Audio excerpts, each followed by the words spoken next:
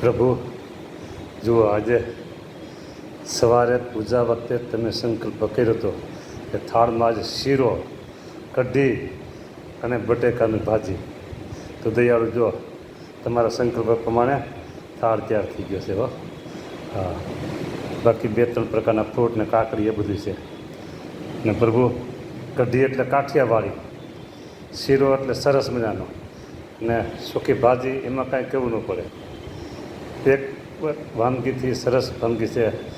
તમે જમો જમો ને મારા જીવનજી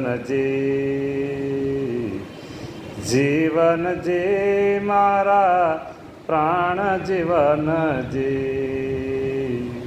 આરોગ્ય મહારાજ દયાળુ, તમને મુક્તાનંદ સ્વામી, બ્રહ્માનંદ સ્વામી, પ્રેમાનંદ સ્વામી,